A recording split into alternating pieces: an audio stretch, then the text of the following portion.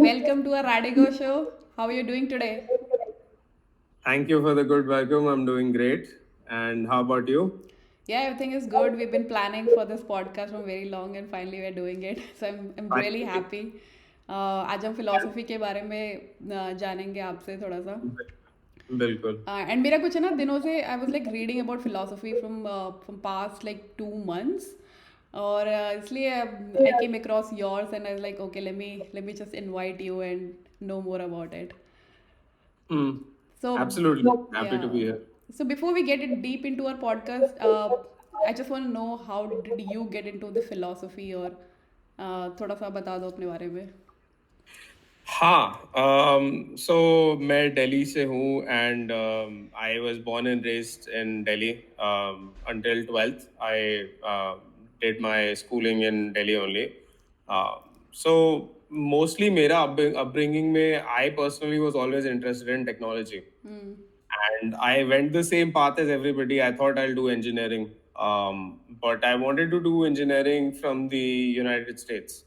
So I actually applied for BTech, and I took the SATs and I scored well. I got into good universities, and one of them was University of Illinois. So I kind of honed in on that. उसके बाद मैं फिर गया US as soon as I finished my 12th and उधर जाके पता चला that first year of engineering में भी सबको फ्री इलेक्टिव्स लेने हैं एंड ये concept was new for me because अगर आप साइंस स्ट्रीम के हो इंडिया में तो you study science only college में you don't get to study humanities right but उन्होंने बोला that we want everybody to have an experience of arts and for the art students to have an experience of technical classes. So उन्होंने बोला सबको free electives लेने हैं which are not related to your subject at all. मुझे हमेशा से थोड़ा curiosity था साइकोलॉजी में तो मैंने इनिशियली साइकोलॉजी लिया एक क्लास एडवर्टाइजिंग लिया एक क्लास इकोनॉमिक्स लिया as my free electives other than the engineering classes that I had. And I was in computer engineering. It was fine. I wasn't really enjoying it. It was okay. I mean, hamesha se I had been okay with it. Usually, I enjoy the consumerism part of technology, not the making of it. Yeah. But ठीक है, because आ गए, I was doing engineering. I did finished my first year. But first year finish करते करते, I realized that I was falling in love with psychology more than engineering. So उधर पता चला that you can switch your subjects and the credits that you already studied for they count towards your degree even if you change your major. तो I thought एक बार पूछ के देखते हैं parents से fortunately I have had really liberal parents उन्होंने बोला if that is your passion go for it then I took psychology psychology लेते लेते मुझे फिर भी फ्री इलेक्टिव्स लेने थे तो मैंने बोला I try philosophy so I took philosophy and I ended up enjoying it so much that I decided to do a double major. Oh. So I graduated with a double bachelor's and it took me 5 years. So I finished my degrees and I was going to work there, but since I'm the only child, I decided to kind of come back and find something here or do something for myself here. So I came back to India and having studied philosophy for my bachelor's in the US, मेरा experience वहाँ ये था because वहाँ western सारा setup था mostly हमने western philosophies ही पढ़ी थी वेस्टर्न फिलोसफर्स के वर्क्स पढ़े थे and the whole school of thought was western जब मैं इंडिया आया यूएस के बाद तब I had gone through time where I had a lower back injury Oh. so as I was recovering from the lower back injury, I was kind of immobilized. मतलब मैं ज़्यादा bed rest पे ही था बहुत time. तो I was questioning कि ये Western philosophy में answers तो ज़्यादा मिले नहीं हैं. I kind of need to look further. So that's when I started exploring Eastern philosophies, Eastern philosophy and spirituality. And वहां पे मुझे लगने लगा कि यहाँ पे थोड़ा एक्सपीरियंशियल नॉलेज ज्यादा है and I started experiencing things in my day to day life that I could see the world in and experience the world in different ways तो वहीं पे फिर being me I like to explore everything that there is सारे options try करना मुझे पसंद है तो मैं कहीं एक जगह नहीं रुका मैंने हर जगह देखा बुद्धिज्म में अद्वैता में I looked at everything, whatever was there to offer in Eastern philosophy. And धीरे धीरे क्या हुआ, as the years went by, as I got older, I started realizing certain common patterns in the different philosophies that I had read, the different spiritual thoughts that I had explored. तो मुझे समझ में आने लगा थोड़ा बहुत कि ये लाइक एक चीज तो फॉलो करना पॉसिबल होता नहीं है. You one should follow what fits their personal reality and their belief system. Yeah. मुझे लगा, why not take the best Hmm. beliefs from everything that I have learned so far, and जैसे मुझे अच्छा लगता है, I'll try to go that way. Hmm. So तब से ही it has kind of been like that. It has everything that I've learned so far has kind of molded into a personal philosophy that I follow for my life, and I don't like to say that it's a general philosophy that everyone will find it useful. Some people may, some people may not, because it's something that comes from uniquely within you, Yeah. right? आगे भी point ये जाएगा कि philosophy आप life में बहुत सारी पढ़ सकते हो और एंजॉय भी कर सकते हो, लेकिन अल्टीमेटली आपको सर्व वही फिलोसफी करेगी जो आपके अंदर से आएगी, जो चीजें आपके बिल्कुल ट्रू आपसे बैठती हैं, आपके एक्सपीरियंस से मैच करती हैं. Yeah. So I feel that is one thing that dictates it. तो मेरा फिलोसफी में यहाँ से इंटरेस्ट आया. Yeah. As you said ना कि सबको अपनी अपनी फिलोसफी ही एंड में ये वही निकल के आती है.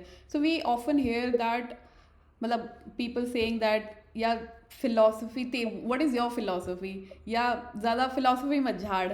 सो अगर हमें like if you have to break it down, what do you mean by philosophy? Like let's just make it simple.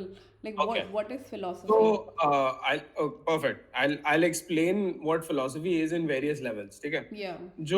जो book language में जो definition है philosophy का, it is basically the study and the questioning of our existence, our knowledge, and our reality. ठीक है, इन चीजों को question करने को फिलोसफी बोलते हैं. Philosophical questions, philosophical thought, philosophical arguments, अपने लाइफ के पर्पस को, अपने एग्जिस्टेंस के पर्पस को, Yeah. All of these things जो एक ह्यूमन एक्सपीरियंस में आते हैं. Yeah. अब फिलोसफी हमारे मॉडर्न सोसाइटी में बहुत सारे मीनिंग्स लाता है, and one of the main meanings is कि आजकल philosophy is just anything that is very deep is considered philosophical. To simplify it, right? तो अगर हम उस सेंस में देख रहे हैं, जो करंट डेफिनेशन है, तो वो एनीथिंग जो लाइफ में काफी मीनिंगफुल है, जो बाकी लोग को भी मीनिंगफुल लगता है या किसी के लिए पर्सनली मीनिंगफुल है, वो उसकी फिलोसफी है, या बोलते हैं फिलोसफी ये बात कर रहा है. तो that is it. But ideally अगर देखा जाए तो philosophy is the specific questioning of very specific things, जैसे रियलिटी हो गई, या डेथ हो गया, टाइम हो गया, एग्जिस्टेंस हो गया, presence of good and evil हो गया, all of these things questioning. तो अगर कोई बच्चे को हम समझाना चाहे कि फिलोसफी होती क्या है, तो ये बोल सकते हैं, it is a fun game of asking questions. Asking questions about life, asking questions about the world, asking questions about existence, asking questions about our purpose, all of these things. ये है philosophy. Yeah, which is rightly said. I mean, you rightly explained. If I have to say how did I come up with philosophy, और मेरे को क्या मैं कैसे मेरी curiosity जगी, तो ना मेरे को भी यही लगता था कि ये क्या है, मतलब what do you mean by philosophy, like what is gonna solve. तो जो सेल्फ इंक्वायरी वाला थिंग आ जाता है ना, तो मुझे बाद में समझ आया, अच्छा ये self inquiry is kind of like philosophy. When you start questioning lot of things कि ऐसा ही क्यों हो रहा है. फिर मैंने जब पढ़ा ना, तो मुझे यही लगा कि पहले जो ह्यूमंस थे ना, तो उनको समझ नहीं आता था कि एक इंसान सोया तो वो सोया ही रह गया, वो उठ क्यों नहीं रहा है. तो वो बहुत ही ना, मतलब humans is like very much questioning, like they like to question things. We have in our nature, humans have inbuilt And nature to question things. absolutely. I mean, how I personally like to define philosophy is कि अब मैंने psychology, philosophy दोनों पढ़ी हुई है university में. तो how I saw it was कि psychology is the study of people, and philosophy is the study of the self. right? Philosophy is kind of a exploration to understand yourself. खुद को better समझना in relation to the world, in relation to your experience, in relation to other people. खुद की एक जो self definition होती है उसको एक्सप्लोर करने को फिलोसफी बोलते हैं मेरे हिसाब से. That is my personal understanding of it. Yeah, which is so true. Yeah. So, so my next question is, so do you think like we should have some age limit, or like people should start reading philosophy in a very young age? I mean, the reason why I'm asking this question is कि बहुत बार ऐसा होता है ना कि हम philosophy में self inquiry में चले जाते हैं, बट वो बेसिक चीज़ें जो हमें जॉब करना चाहिए या हमें एटलीस्ट अपनी बेसिक नेसेसिटीज़ को स्टैब्लिश करने के बाद ही we need to get into this all of this, like what do you think about it? Why one should read philosophy, like if you have, if I like frame it मेरे in a हिसाब better से way? I feel like philosophy को explore करने के लिए कोई specific requirement नहीं होनी चाहिए. I think everybody can explore philosophy. ऐसे कोई वो नहीं होना चाहिए रिस्ट्रिक्शन की इस एज में आके या इस अंडरस्टैंडिंग के बाद या लाइफ में थोड़ा कंफर्टेबल होने के बाद. जनरली होता है ऐसा कि आदमी एक थोड़ी मेच्योरिटी पे आके या लाइफ जब थोड़ी स्टेबल हो जाती है तब जाके ये चीजें एक्सप्लोर करता है, थोड़ा मिडिल एजेड हो जाके.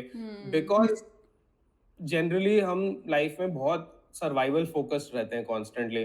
और जब तक वो सर्वाइवल का प्रेशर उठ नहीं जाता जो आदमी का 30s तक 40s तक भी रहता है जनरली, उसके बाद ही आदमी थोड़ा रिलैक्स कर पाता है and start thinking about retirement और start thinking about slowing down. थोड़ा वेल्थ बन जाता है, थोड़ा फाउंडेशन बन जाती है, तब लगता है कि चलो और क्या एक्सप्लोर करें. तो लगता है कि शायद वो सही टाइम है. लेकिन मेरे हिसाब से the earlier the better. Because जितना जल्दी आप इन एग्जिस्टेंशियल क्वेश्चंस को फेस करके अंडरस्टैंड करते हो और लाइफ उस हिसाब से जीने लगते हो उतना आपको बेनिफिट आगे जाके होगा. बिकॉज बहुत लोग का ये होता है कि ये चीजें वो एक्सप्लोर करते नहीं है, इन चीजों पे वो ध्यान देते नहीं है, और बाद में जब ये चीजों को एक्सप्लोर करने का टाइम मिलता है तो उसका बिलीफ सिस्टम काफी रिजिड हो गया होता है तब तक. एंड क्या होता है कि it is it shatters you more or it affects you more at that age when you have to really change 40-year-old beliefs. और Yeah. से अगर मैं 20-year-old हूँ, मेरे ज्यादा बिलीफ बने ही नहीं है, तो मैं इजीली बहुत सारी चीजें सीख के अपने हिसाब से कुछ फिगर आउट कर सकता हूँ. राइट. तो मेरा ये मानना है कि फिलोसफी में ऐसे कोई रिस्ट्रिक्शन नहीं होनी चाहिए. And it philosophy comes from natural curiosity.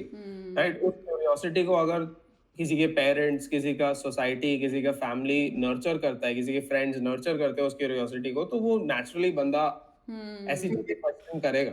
Yeah. Yes. I mean, it is, वो अपने आप से ही आ रहा है, आपके अंदर से ही आएगा. एंड यू वोंट नो कि वो कब आने वाला है ना? किसी को 40s के बाद आता है, किसी को अर्ली 20, जैसे you been to like B Tech करने के वहाँ पे तुम्हारा इंटरेस्ट आ गया ऑल ऑफ साइकोलॉजी पढ़ने के बाद. या it make sense. Yeah. So we have read about, like there are like two types of philosophy, Eastern और Western में divide कर दिया है ना. तो what is the difference between like Eastern and Western philosophy? Okay. So eastern and western philosophies में ना पूरे अप्रोच में काफी डिफरेंस है. बहुत अलग अलग चीजों में डिफरेंस है. I would say the fundamental difference is the Western philosophical thinking focuses on metaphysical questioning, right? Metaphysics like nature of reality, nature of existence, nature of self को question करता है. Whereas Eastern philosophy tends more towards metaphysical beliefs. Yeah. Question नहीं किया जाता. हाँ. Right. अगर मैं आपको बोल दूं कि जैसे अद्वैता में हम self inquiry is a question itself, but उसके बाद जो जो if you see the teachings कि आत्मा ही ब्रह्मांड है, राइट, द सेल्फ इज ब्रह्मांड and all of these things. So these are not posed as questions to explore further. Generally western philosophies में ऐसी चीजों को एज अ क्वेश्चन पोज किया जाता है कि जो उससे एंगेज कर रहे हैं वो आगे आर्ग्यू कर पाए, उसके आगे थॉट को ले जा पाए. राइट. सो वेस्टर्न फिलोसफी का फोकस मेटाफिजिकल चीजों को क्वेश्चन करने में है. ईस्टर्न फिलोसफी का फोकस मेटाफिजिकल बिलीफ्स को अंडरस्टैंड करने में और एक्सेप्ट करने में. अब कुछ कुछ है ईस्टर्न फिलोसफीज जो क्वेश्चन भी करती हैं, बट जनरली मैं ट्रेंड की बात कर रहा हूँ. हाँ. अब वेस्टर्न फिलोसफी में एक और डिफरेंस सबसे बड़ा ये है कि western philosophy has a strong focus on individualism. Hmm. Right, सारी बातें जितनी भी हैं, सारे questions, I think therefore I am, right, Hmm. Rene Descartes का Hmm. फेमस है.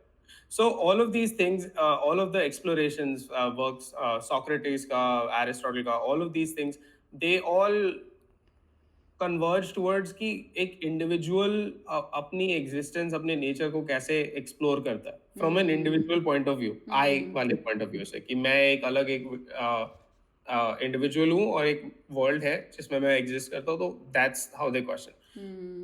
Eastern philosophy, on the other hand, tries to understand everything from a collective point of view. Hmm.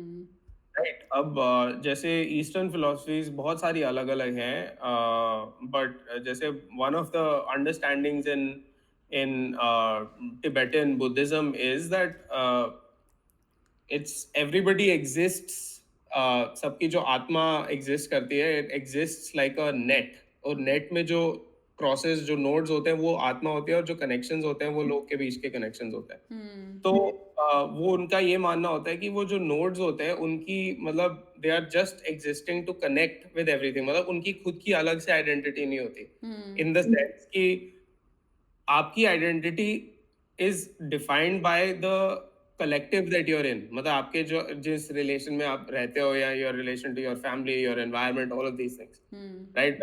Western में identity is very personal, individualistic, Hmm. Self defined, Hmm. Right. ये Yeah. एक बहुत interesting difference है दोनों में. Like, yeah, what I understood is like Eastern philosophy आपको थोड़ा अगर if you are like community में, if you're like feeling alone, Eastern philosophy help you to be in community, like है ना. और in the Western philosophy help you to grow yourself, right, individual, Mhm. as an individual. तो मेरे को यही लगता है थोड़ा का, मतलब you can use both for your thing, like whenever you're feeling low you can join the community where Eastern philosophy can help you out.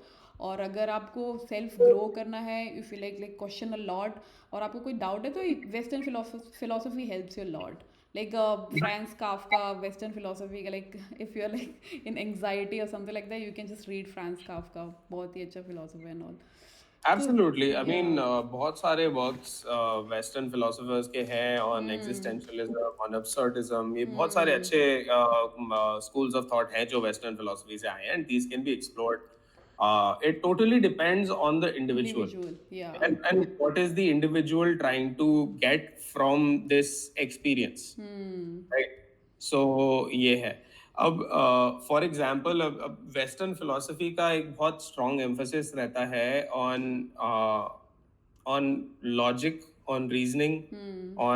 on empirical reasoning, right, on Hmm. measurements, on seeing whether things can be, put in that perspective, whereas Eastern philosophy often values direct experience. Hmm.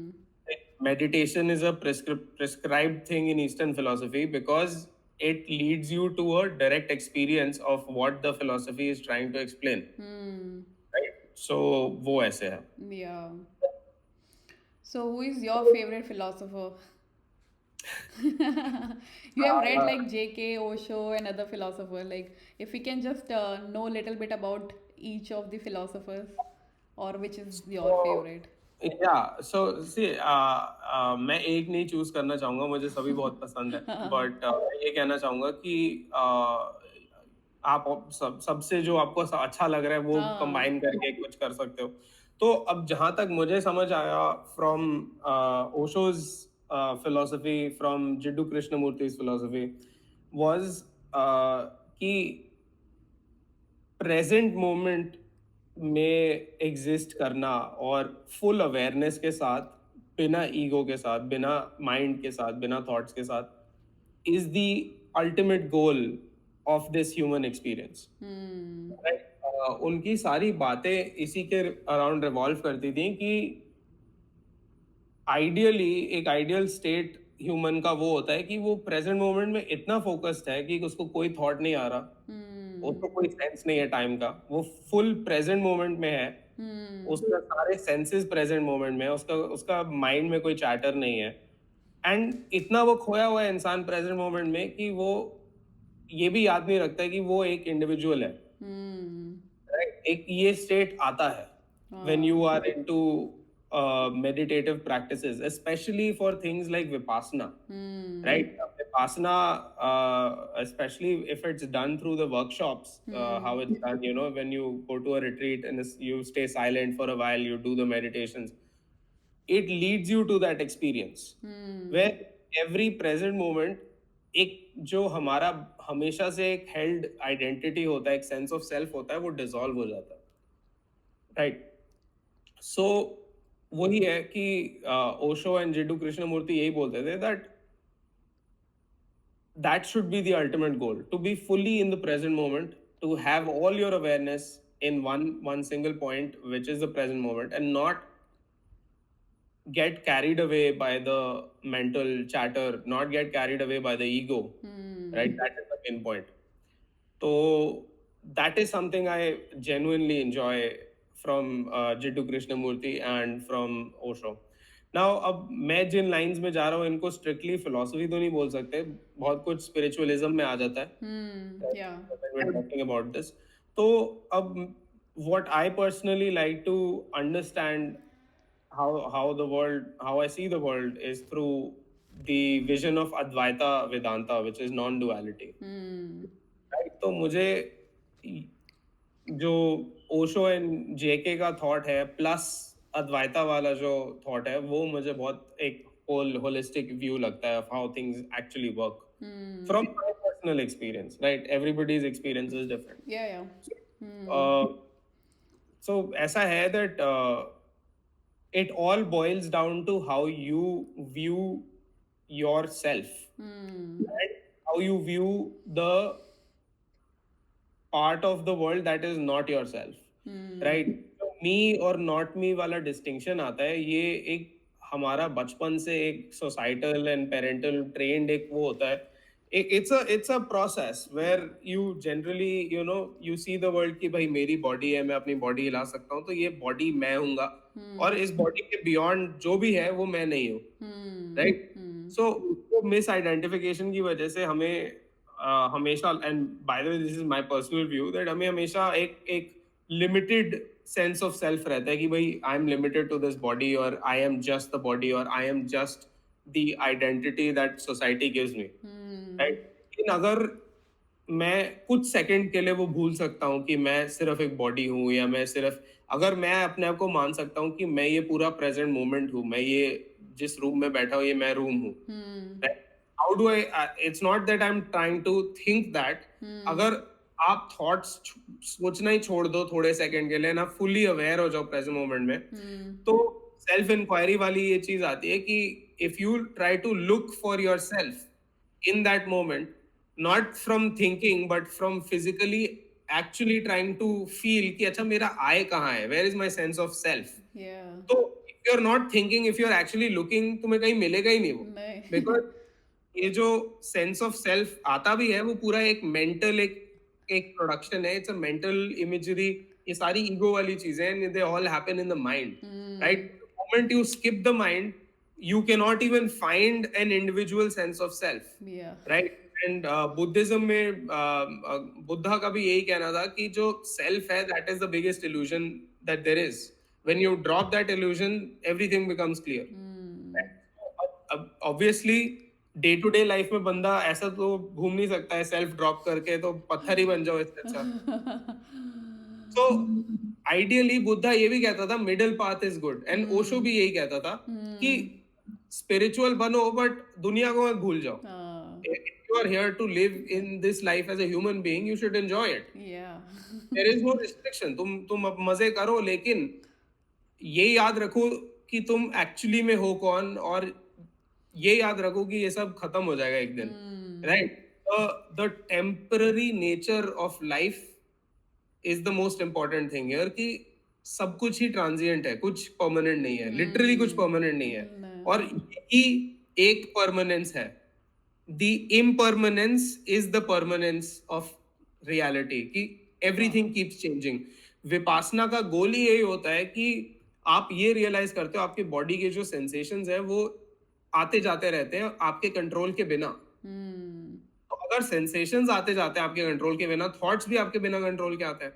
So ideally there is no individual controller that is controlling yourself, hmm because there is no individual self.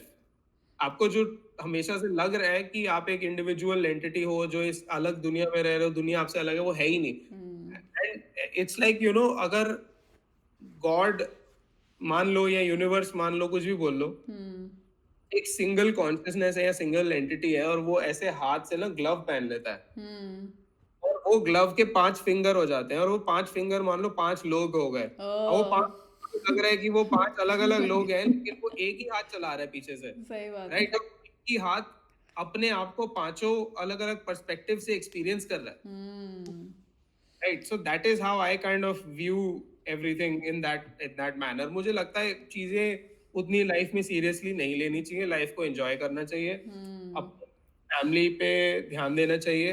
You should try to make people happy. You should understand that life is very temporary. You should hmm understand कि nothing will be permanent. So you hmm should live every single day as if और नहीं आएगा. Right, हाँ अब तुम practically जियो, plan बनाओ 1 महीने बाद का, 1 साल बाद का, but understand at the back of your mind कि all you have is the present moment और वो हम्म हमेशा ही रहेगा. एंड यही एक मेरा पर्सनल अंडरस्टैंडिंग है इस पर. नहीं, बहुत अच्छे से बताया, और दैट टू वो वाला यूनिवर्स वाला तो बहुत ही अच्छे से एक्सप्लेन किया. मेरे को ना यही मैं भी ओशो को सुनती हूँ, तो उन्होंने भी ना एक बात बोला था कि आप अगर ये सब जान भी जाओगे तो अपनी दुनिया थोड़ा ना बना लोगे. बस ये जानो कि आप हो यहाँ पे और आपको ब्यूटीफुली मतलब जीना, और ये सबको देखो, ऑब्जर्व करो और be in your present moment. बहुत अच्छे से उन्होंने बताया था. और जे कृष्ण मूर्ति का ना मैंने ये बुक पढ़ी थी, फ्रीडम फ्रॉम द नोन. तो वो स्टार्ट ही होती है द सर्च से, और फिर वहाँ पे ना वो बहुत सारे चैप्टर्स हैं जैसे ट्रुथ और लाए. तो इन सबको जान के कि ये ट्रुथ होता है, ये लाए होता है, हम लोग बहुत कंफ्यूज हो जाते हैं. तो what do you understand about this, I mean truth, लाए, ये सब चीज़ें. See, what you can directly experience from your senses is always the truth. हम्म ठीक है, अब अगर आप अपने डायरेक्ट एक्सपीरियंस में कुछ एक्सपीरियंस कर रहे हो तो वो ट्रूथ है. हम्म लेकिन अगर आप कुछ मेंटली एक्सपीरियंस कर रहे हो, कोई मेमोरी या कोई थॉट, उसको हमेशा एज ट्रूथ नहीं मान सकते, इन हाँ, माय या ओपिनियन. या it's different for each and every one. Exactly. But hmm whatever is happening in the present moment, as it is happening without your personal mental judgment, is the truth. Hmm Right? And the truth keeps changing because the present moment keeps changing. Right? मेरा understanding ये है कि time जो है, time doesn't really exist without itself. Time is just a measurement of changing experiences. Hmm right, moment तो हमेशा present ही रहता है. अभी ये आपके लिए प्रेजेंट मोमेंट है, आप 6 घंटे बाद भी अगर अंडरस्टैंड करोगे आपके प्रेजेंट मोमेंट ही रहेगा. टाइम हम्म जरूर बदल जाएगा, बट हम्म आपका एक्सपीरियंस जो है, आपका जो एग्जिस्टेंस है, आप हमेशा एक मोमेंट में ही रहते हो बचपन से एंड तक. राइट, हम्म लेकिन वो प्रेजेंट मोमेंट बिकॉज वो चेंज होता रहता है तो हमें लगता है टाइम पास हो रहा है, पास हो रहा है, पास हो रहा है, आगे बढ़ रहा है, सुई आगे बढ़ रही है. राइट, एंड आजकल क्वांटम फिजिक्स तो इतना आगे बढ़ गया है कि वो भी यही थियोराइज कर रहे हैं कि पास्ट प्रेजेंट फ्यूचर एक ही टाइम पे एग्जिस्ट करता है. It's hmm just that because of our limitation limited. Of experience, our या. ब्रेन, और हाउएवर कुछ भी बोल लो, हम्म उस वजह से हमें ऐसे मोमेंट मोमेंट मोमेंट करके एक्सपीरियंस करना पड़ता है लाइफ. हम्म राइट, तो whatever is happening in the present moment can be considered truth. Hmm And बाकी जो भी है आपका, everything is mind. Hmm right, Advaita में भी यही बोलते हैं कि बहुत सारे स्टेट्स होते हैं कॉन्शियसनेस के. एक आपका स्टेट हो गया जिसमें आप अवेक हो, जिसको आप अभी वेकिंग लाइफ बोलते हो, रियलिटी बोलते हो. हम्म फिर आपका स्टेट हो गया जो आप सोते हो और आप ड्रीम स्टेट में होते हो. हम्म राइट, फिर एक स्टेट हो गया जो when you are in deep sleep, अब I'll ask you this, you've been in deep sleep, right? आप जब deep sleep से उठते हो, आपको ये नहीं याद होता कि आप डीप स्लीप के टाइम क्या एक्सपीरियंस कर रहे थे, लेकिन आपको पता होता है कि कुछ टाइम पास हुआ है डीप स्लीप में, right? Yeah, so you true. Know कि यू हैड डीप स्लीप, मतलब not the dream sleep, without dream वाला जो डीप स्लीप होता है बिना ड्रीम्स के, वो वाला, Yeah. right? So this means that some part of you is still awake during that phase. Deep sleep phase में ना सेल्फ होता है, ना वर्ल्ड होता है, कुछ भी नहीं होता, nothing exists, Yeah. Right?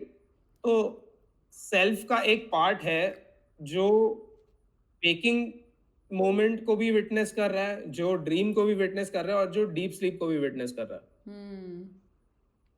Yeah. अपने उस पार्ट को जानना और उससे एक relationship banana is is like extremely important. Hmm.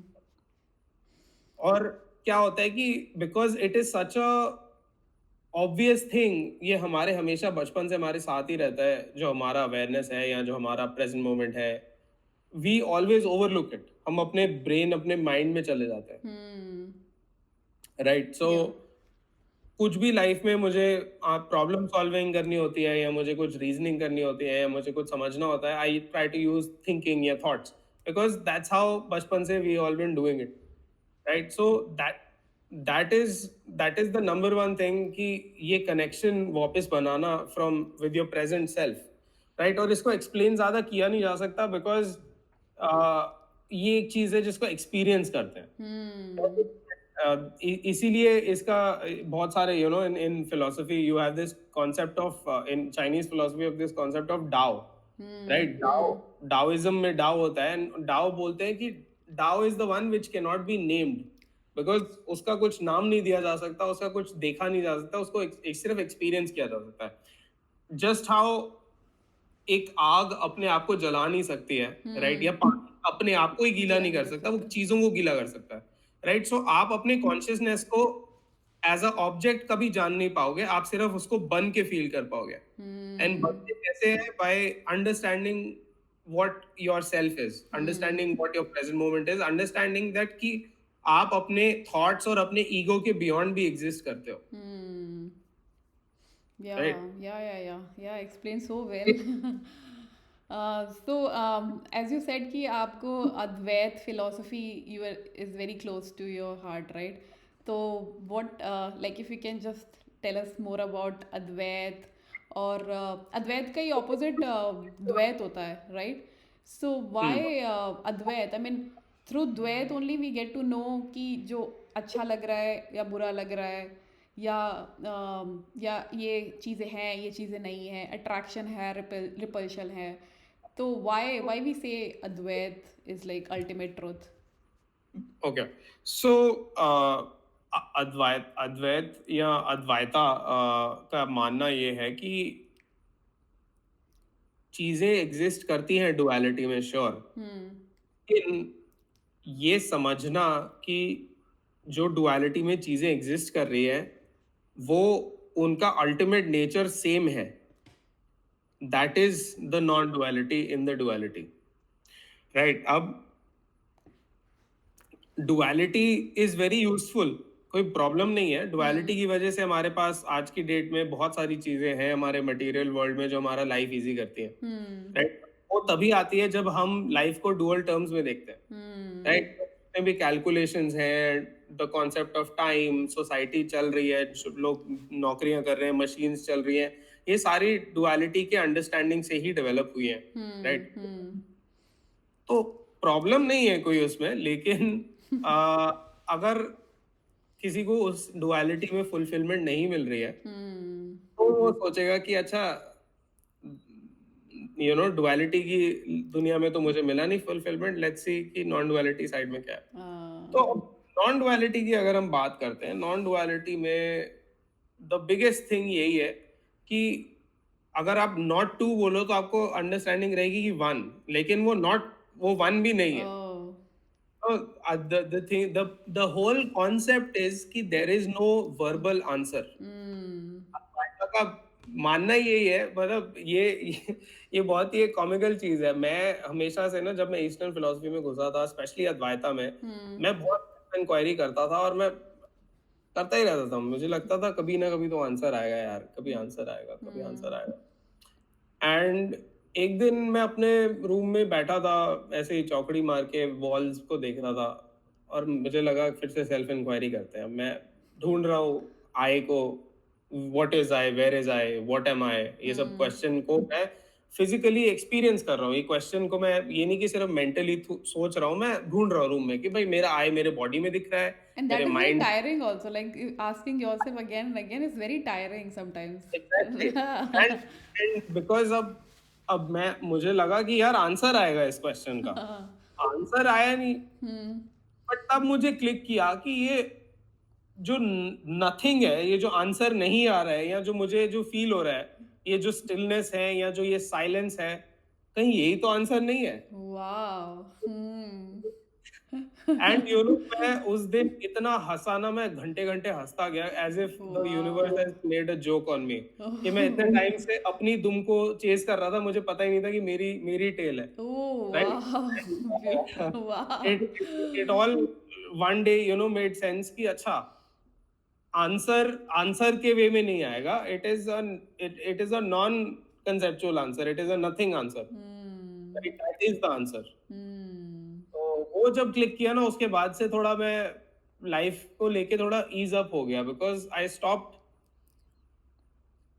Trying to find some kind of ultimate answer है। मेरी कोई Hmm. लाइफ ऐसे फंडामेंटल वे में बदली नहीं। मेरी लाइफ ये जानने के बाद भी सेम थी, मुझे सेम स्ट्रगल करने थे, सेम सेम सब कुछ था। Hmm. लेकिन जिस नजरिए से मैं लाइफ को देखता हूँ, वो हमेशा के लिए मेरे लिए बदल गया था। Okay. Because once I found कि non-answer is the answer, I started spending time in that state. I Hmm. started sitting in silence and started enjoying the fact that कि ये मुझे जो experience हो रहा है, Hmm. ये इसका it doesn't have any concepts in it. It Hmm. doesn't have any thought. It doesn't have any sensation. It's a non-experience experience. Hmm. Right. तो वो बहुत ही एक अच्छा टाइम था, जिसमें I could kind of combine everything what ever I have learn so far into my understanding की चीजें चलती कैसे हैं, क्या चल रही है, मेरी अंडरस्टैंडिंग ऑफ लाइफ, रियलिटी, बहुत सारी चीजें वैसे टाइप के मेडिटेशन से काफी चेंज हो गई। Right. So Hmm. That is my understanding of how Advaita is suppose to work, Yeah. कि आपको फिजिकली एक्सपीरियंशियली क्वेश्चन कराना चाहता है कि आपका नेचर ऑफ सेल्फ क्या है। Hmm. Right.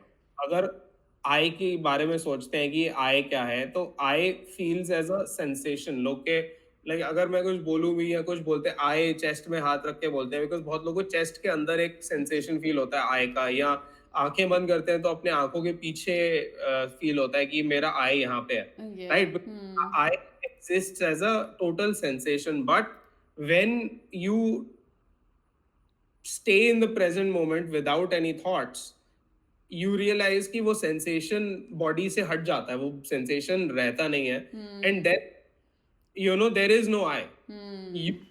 you just exist, right? And उस state में time spend करने से जो knowledge gain होता है, वो conceptual knowledge नहीं होता, वो non conceptual knowledge होता है। मतलब बहुत सारी चीजें ऐसे समझ में आती है, but not in a thought वाला way, in a thoughtless kind of instinctual instant वाला way. Hmm. Hmm. So that is something that really helps you understand the Advaita point of view, Hmm. So self-inquiry in this manner. या so can we also say it like कि हमारे और problem solve होने लग जाते हैं, जैसे कि लेट्स से कि आपको आप कोई ऑफिस के काम कर रहे हो और आपको प्रॉब्लम्स आ रही है कि आपका बॉस परेशान कर रहा है या आपको प्रेशर आ रहा है काम का कि ये you have to finish it off and ये प्रॉब्लम आ जा रही है, ये एरर आ जा रही है, and that because of that you have to face your user या क्लाइंट को भी फेस करना है एंड ऑल। तो वहाँ पे आपको क्लैरिटी आ जाती है, यू गेट टू नो कि और यार यू स्टार्ट क्वेश्चनिंग कि यार मेरे साथ ही क्यों हो रहा है ऐसा, मेरे क्यों क्यों इतनी प्रॉब्लम आ रही है, या कोई हायर पावर मुझे परेशान कर रही है। तो वहाँ मतलब वहाँ से आपकी you get some kind of peace or like what it helped you? Absolutely. So what happens is when you try to understand your sense of self, आपको समझ में आने लगता है कि फंडामेंटली आप जो हो अपने Hmm. ईगो के बियॉन्ड Hmm. आपको सेम सब में दिखने लगता है, राइट? यू स्टार्ट अंडरस्टैंडिंग कि जो मैं हूँ, मेरे लिटरली मेरा जो कोर आइडेंटिटी है वो मेरे सामने वाले का भी वही आइडेंटिटी है। And Hmm. ये कोई कॉन्शियस थॉट नहीं आता, ये एक अंडरस्टैंडिंग होती है अंदर से और वो फील होती है, Hmm. Right? When you are feeling that way, चाहे बंदा आपको गाली दे या चाहे बंदा आपके सामने रो रहा हो या जो भी हो रहा हो, your response automatically happens and Hmm. It happens in a way which is not harmful to anybody, you know. अगर Hmm. अगर कोई आपको बुरा बोल रहा है, you tend to forgive them because आपको समझ में आता है कि मे बी उनके लाइफ में आप एम्पथाइज कर पाते हो कि उनके लाइफ में प्रॉब्लम्स होंगे। It Hmm. Doesn't affect you because there is no you to Hmm. Affect. Hmm. आपका Yeah. ईगो ही नहीं है ना? अगर आपका Hmm. ईगो धीरे धीरे डिसॉल्व हो जाता है, if you become a person who doesn't have that much of an ego, Hmm. आप अटैक नहीं फील करोगे। अगर कोई आपको बुरा बोल भी दे, हम Yeah.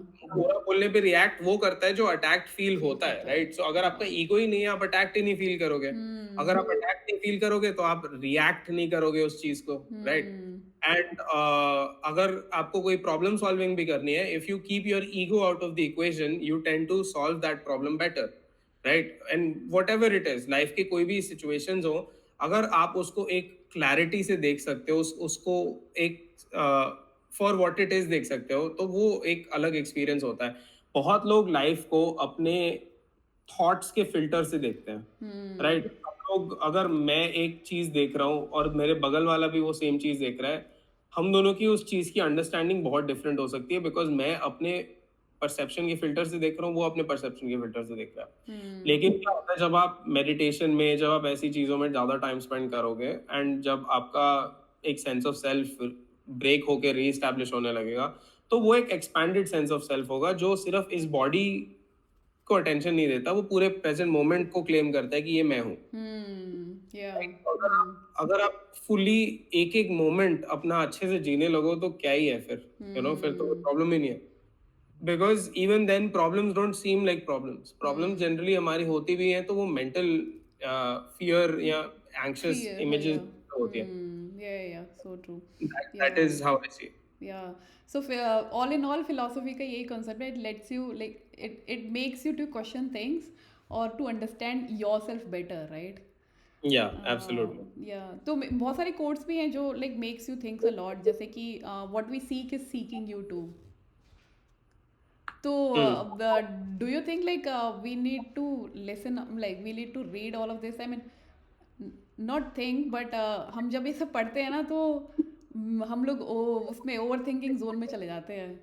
जैसे I think therefore I am, मतलब मैं इसका रीज़न इसलिए मेरे बताती हूँ कि हिसाब से तो मैं मेरे हिसाब से तो कोट्स को छोड़ देना चाहिए। और हिसाब से और ही मेरे डिस्टर्ब हिसाब होता से है. जितने भी कॉन्सेप्ट्स है ना, कॉन्सेप्ट से दूर जाना चाहिए towards the non conceptual, hmm. Right? अगर मेरे आंसर सारे ऐसे फॉर्म में हैं कि वो फॉर्म ही नहीं है, फॉर्मलेस आंसर्स हैं, हम्म. तो वो मुझे उस स्टेट में रह के समझ आएंगे, राइट? सो क्या होता है कि ये कोट्स और ये सब ना माइंड को ड्राइव करते हैं, हाँ. अपने कॉन्शियसनेस को नहीं ड्राइव करता है। सो one can spend more time doing practices that let you spend time with your true self, not your mind, right? Hmm. Mind तो आता जाता रहता है, थॉट्स आते जाते रहते हैं, जैसे क्लाउड्स आते जाते रहते हैं, बर्ड्स आते जाते रहते हैं, ट्रैफिक आता जाता रहता है। थॉट्स भी ऐसे आते जाते रहते हैं, कोट्स भी आते जाते रहेंगे, किताबें मूवीज भी आते जाते रहेंगी, गुरु भी आते जाते रहेंगे, लेकिन क्या रहेगा? आपका जो सेल्फ है वो हमेशा आपके साथ रहेगा, hmm. Right? From start to end. So उस सेल्फ को जानना, उस सेल्फ के साथ दोस्ती करना, उस या. सेल्फ को समझना is the most burning primary important thing for everybody. Hmm. Because अगर तुम खुद को नहीं समझोगे, तुम क्या ही समझोगे, और सारी समझ तुम्हारी दुनिया की फिर अपने एक फॉल्स सेल्फ के थ्रू होगी, अगर तुम खुद को समझने में टाइम स्पेंड नहीं करोगे, राइट? तो ये मेरे हिसाब से है। हाँ. नहीं, आज ही मैंने ना एक पैराग्राफ पढ़ा था, उसमें था thoughts come and go, feelings come and go, find out what is that remains.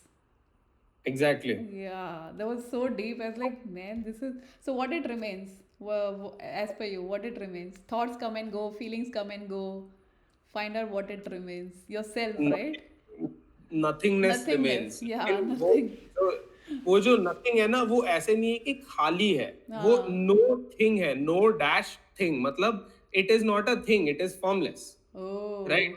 सो जैसे स्पेस है, हम स्पेस को खाली मानते हैं, लेकिन स्पेस एक स्पेस जगह तो लेती है ना, वॉल्यूम तो हाँ. लेता है, हाँ. Right?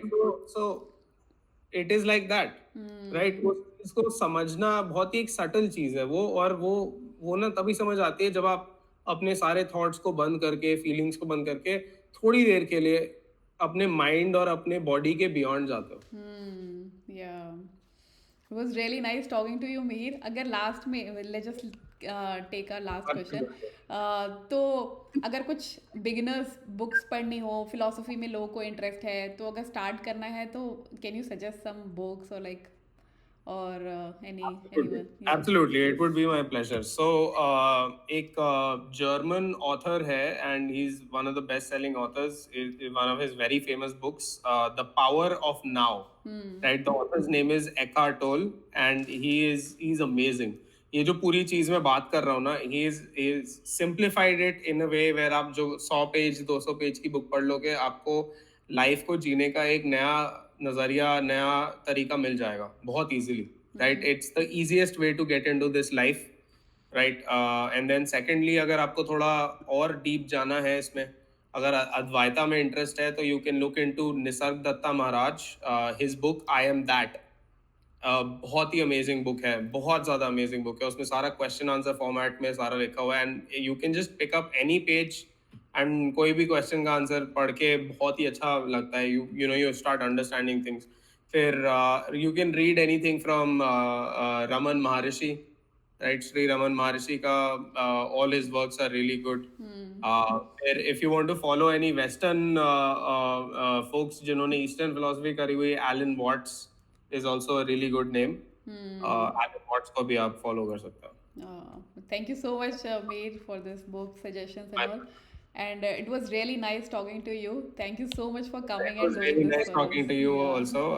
It was my pleasure to come here. I hope Yeah, we can we do. talk about good things today. Yeah, yeah, yeah, definitely. Thank you so much. Okay. Thank you. Yeah.